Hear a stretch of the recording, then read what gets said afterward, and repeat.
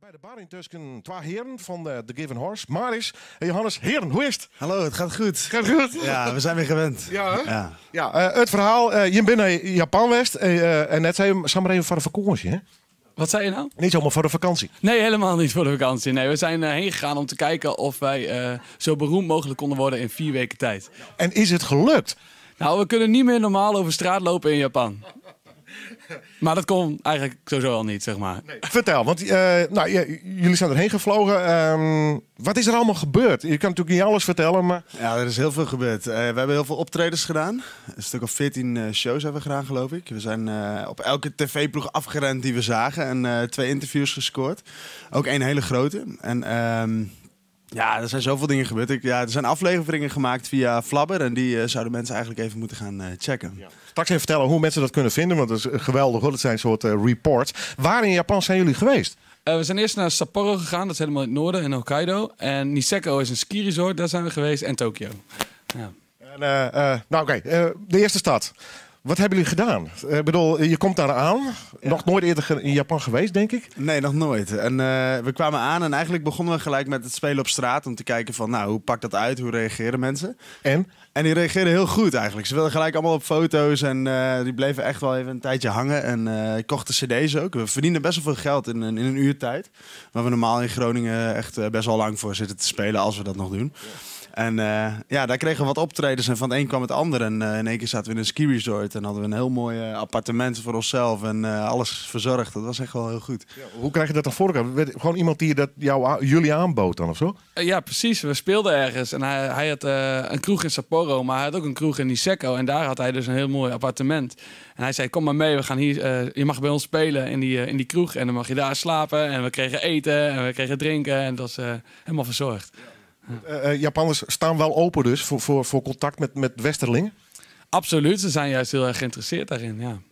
Maar dit was geen Japanner die ons meenam. Het was een Australiër die al een tijd in Japan woonde. Maar ik denk niet dat alle Japanners je zomaar meenemen naar hun appartement. Dat is zeker niet het geval. Nee, maar die cultuur staat wel een beetje bekend van nou, soms ook wel weer wat gesloten. Ja, heel gesloten eigenlijk. En je merkt als we een paar drankjes op hebben dat de gesprekken leuker worden, zeg maar. En dan kom je ook een beetje tot de vragen die je hebt voordat je erheen gaat.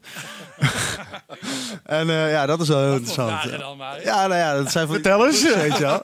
Of alle Japanse vrouwen bijvoorbeeld schaamhaar hebben, Willem. Wat denk jij? Ja, dan komen we statistieken terecht. Is het niet in blokjes dan? Ja, dat kan ook, ja. Nee, ja, maar goed, dan beginnen ze daar wel een keer over te praten. En wat zeggen ze dan? Ze zeggen volgens mij van wel. En de mannen ook. Ja, dat is toch wel een ding. Old school. Ja, precies. Met andere woorden, die hebben 4 weken ontzettend veel lol gehad, denk ik, of niet? Ja, absoluut, ja. En wereldberoemd gewoon. Jongens, radio en televisie, we combineren het. En jullie hebben filmpjes gemaakt. We laten even een fragment zien en horen. Even kijken wat er allemaal gebeurd is.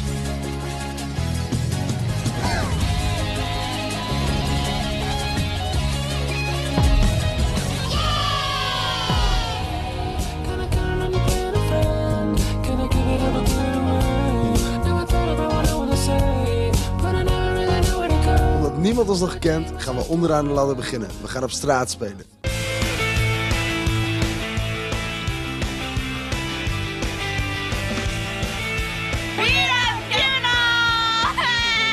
kwam gewoon een knakker naar ons toe. Die wil ons gewoon hebben spelen vanavond in zijn kroeg. Volgens mij zit hij hier in een van de drukste straten in Sapporo. Dus dat was wel een drukke, mooie show.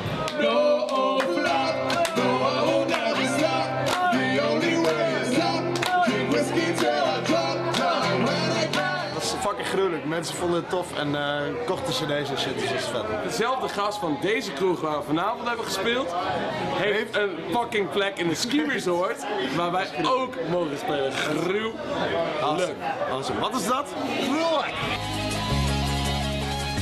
Ja, het is helemaal een liedfragment. We vertellen straks even hoe de rest is. Was Japan wat je hem ervan verwachtte hier? Ik wist eigenlijk niet zo goed wat ik moest verwachten. Maar ik was wel verbaasd door hoe relaxed eigenlijk en hoe rustig iedereen is. En gewoon lekker op zichzelf. En vooral geen conflict veroorzaken. En dat was me wel verteld, maar dat was wel heel mooi om ook te zien. En dat merkte ik echt, hè? Ja, en dat beviel me ook echt heel goed. Ik merkte ook dat ik rondzwervend plastic zakje oppakte van de straat. Wat ik hier nooit zou doen, zeg maar. Maar uit jezelf ga je dat wel doen.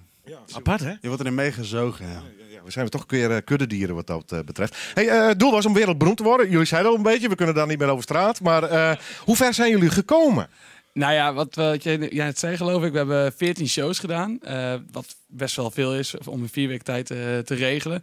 We hebben dus een lokaal televisieprogramma hebben ingezeten, wat 300.000 kijkers had. Dus dat is best wel veel. Ja, dat interview op het vliegveld was een nationaal programma, wat veel bekeken werd. En ja, radio zijn we bijna geweest. Dat was een heel groot radiostation waar we bijna konden spelen, maar dat is net niet gelukt. Voor de rest, ja, veel cd's verkocht, veel handtekeningen uitgedeeld, veel foto's gemaakt. Dus ja, 4 weken was eigenlijk iets te kort om echt beroemd te gaan worden. Want we hadden al wat andere lijntjes nog, die hadden kunnen gebruiken als we langer waren geweest. We komen straks op Brom, straks. Ja. Ik wil nog even trompraten en wat de toekomstplannen binnen.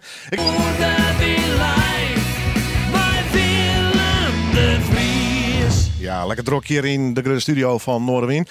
De Gouden Bank zit lekker vol met al die muzikanten, onder andere van Diff. Die komen straks even vertellen hoe het via ze binnen eigenlijk met het album en de orenzaken. Onder de bar had ik nog steeds de heer van The Given Horse. 4 weken in Japan. Jongens, ik ben er stiekem wel een beetje jaloers, want je mag natuurlijk geweldige dingen daar mee maken. Wie dit een soort opdracht werd van de Popacademie, of hij dat gewoon uit eigen beweging dienen? Eigenlijk is het uit eigen beweging. En we hebben er wel punten aan gekoppeld, zodat we ook afstuderen. Ja. Maar ja, we konden ook andere dingen doen. Maar dit leek ons een mooi vervolg op ons vorige project ook. Dus. Ja, maar toen ben je naar Amerika geweest. Toen hij hem echt, nou ja, dat is ik slagen trouwens. Je mag proberen om te oerleven als straatmuzikant. Ja. Je leven nog, dus mission completed. Ja, je mag over het avontuur, hè? Ja, zeker, absoluut. Ja. En alweer nieuwe plannen? Nou, we willen sowieso eerst een album gaan maken. Maar ik zit stiekem al met Chili in mijn hoofd. Chili? Ja, ik weet niet waarom. Maar, had ik ook, ja, Chili. Ja. Het is zo'n land wat je van noord naar zuid alleen maar kan doen. En dat is, of van zuid naar noord natuurlijk. Maar dat is, ja, je kan verder ook geen kant op. Dus dat is heel interessant. Ja. Je kan het met de fiets doen, weten wij hier inmiddels. Ja, volgen de jonge dame uit Friesland die fietst dwars door die landen heen. Dat is geweldig. Oké, dus die is er al eigenlijk al geweest? Nee, die is er nog. Die is er nog, ja. Dan Rusland misschien. Dan gaan we naar Rusland. Weet je zeker? Niet de verkeerde afslag nemen. En misschien als jij een goed idee hebt voor ons, zo van hoe kunnen wij een nieuw project vormgeven, bijvoorbeeld met muziek, niet overleven van straatmuziek, niet zo beroemd mogelijk worden, maar wat gaan we doen in Rusland? Daar mag je over na gaan denken, Willem. Daar ga ik zeker over nadenken. Ik ben al eens geweest, fascinerend land trouwens. Bijvoorbeeld in India in een Bollywood film te komen. Oh, dat is leuk. Ook een hele goeie eigenlijk. Maar dan heb je de link met muziek natuurlijk weg.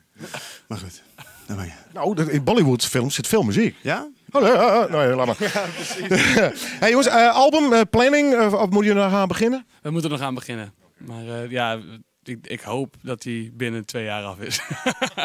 We hadden vandaag wat meer fragmenten willen laten zien, maar dat is helaas technisch niet mogelijk. Maar waar zijn die filmpjes te zien? Want dat moet ik even weten nog. Die filmpjes die zijn te zien bij Flabber.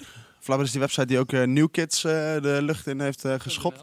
Ja, flabber.nl. En daar kun je alle afleveringen volgen. En de serie komt ook op ons eigen YouTube kanaal. Dus kunnen mensen daar ook gewoon kijken. En ja, dan de platen. Dan willen we eigenlijk... Kijk, mensen kennen ons nu van allemaal verschillende dingen. En hebben ons overal een beetje op zien duiken. Maar de muziek is eigenlijk natuurlijk wat een beetje centraal hoort te staan, Willem. Dat weet jij ook. Ja. Ik kom dan vooral terug om hier weer te spelen. Zullen we het zo houden? Dat gaan we doen. Goed. Jij moet zo weg, want er komt nog iets serieus aan. Een assessment halen op school. Oeps. Ja, komt wel goed, hè? Ja? Ja. Okay. Anders geef ik jou de schuld. Ja, oh ja. Het staat op beeld. En dan weekend of nog spelen? Weekend. We hebben echt een best wel drukke week gehad. Is RTV Noord gisteren bij Domien van 3FM. En nu bij Wildpeak. Dus het is eventjes nu weekendje rust. Biertje, mooi weer. Heerlijk. Leuk dat jullie waren. The Given Horse via flabber.nl dus. Kim de filmpjes zien. Echt geweldig. Ja, gaan ze heel leuk maken. Tot de volgende keer. Gitaar mee gaan we spelen. Doen we. Tot de volgende. Ik bedenk echt iets heel naars in Rusland. Heel naars, jongens. Nou goed.